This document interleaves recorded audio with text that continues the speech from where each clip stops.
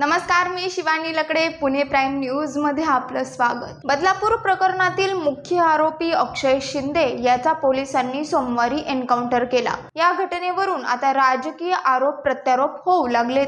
आरोपीच्या तोंडावर बुरखा आहे, हातात बेड्या आहेत, मग तो बंदूक घेऊन कसं चालवतो असा सवाल संजय राऊत यांनी उपस्थित केलाय.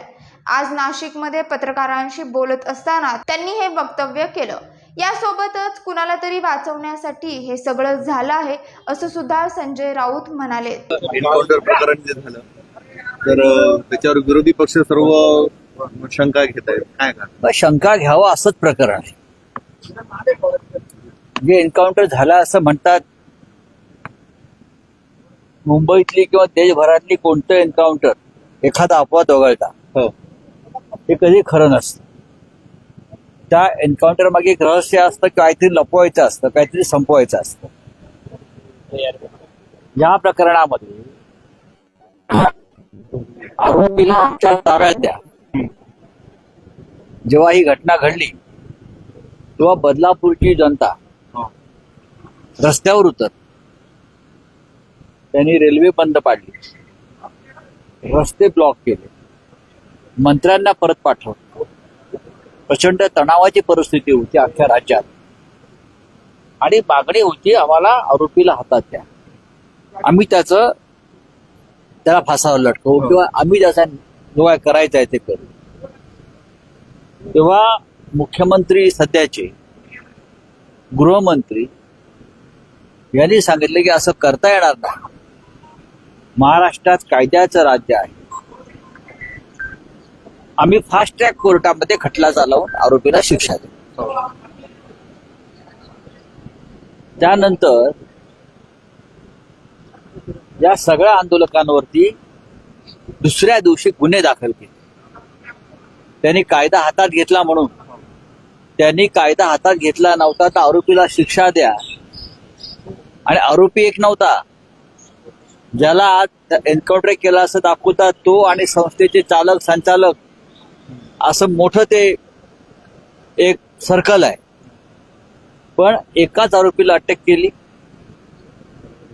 आणि परत त्यांना जे गुन्हे दाखल केले आंदोलकांवर, ते असे नाही गुन्हे दाखल केले, त्यांच्या घरात घुसून खेचून त्यांच्या गुन्हे दाखल केले, त्यांची धिंड काढली.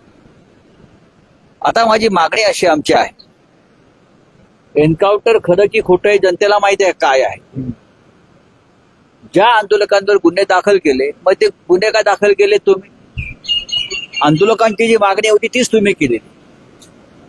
आंदोलकांवरचे गुन्हे आधी मागे घ्या सर्व. दुसरा माझा मुद्दा असा आहे, आरोपीच्या हातात बेड्या आहेत, मी ट्विट केलंय.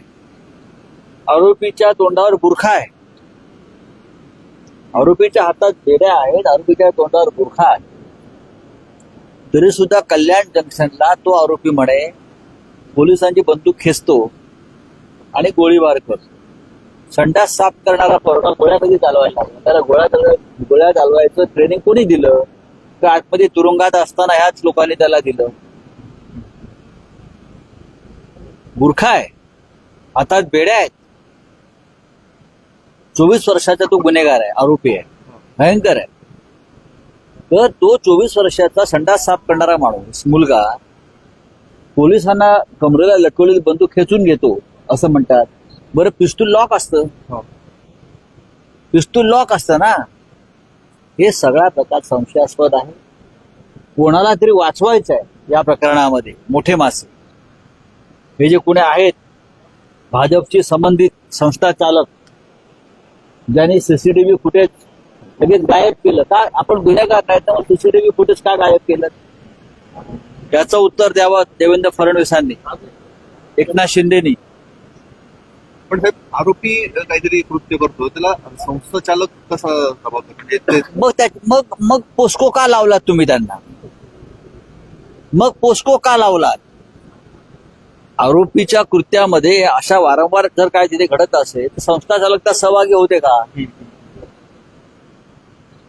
मग तुम्ही सीसीटीव्ही का फुटेज गायब केलं? अनेक प्रश्न आहेत, अनेक प्रश्न आहेत. आणि प्रश्न असा आहे, एकनाथ शिंदे जे मुख्यमंत्री आहेत, ज्याने हे सगळं केलेलं आहे, त्यांचं चारित्र्य जे आहे या आईचं राजकीय आणि तिथं ते काय या बाबतीत कसं करत आहे त्या पोलीस अधिकाऱ्यांनी हे केलेलं आहे. तुम्ही त्यांचा इतिहास पहा, त्यांनी आधी काय काय केलेलं आहे, ज्या पोलीस अधिकाऱ्यांपुढे काम करून घेतलेलं आहे. आरोपीला कठोर शिक्षा मिळायलाच पाहिजे आणि जागच्या जागी मिळायला हवी या मताशी आम्ही सहमत आहोत. बाळासाहेब ठाकरेंची तीच भूमिका होती. बलात्कार करणाऱ्यांचा खटला चालता कामा नये, त्यांना जागीच त्यांच्यावरती अशा प्रकारनं शिक्षा व्हायला पाहिजे.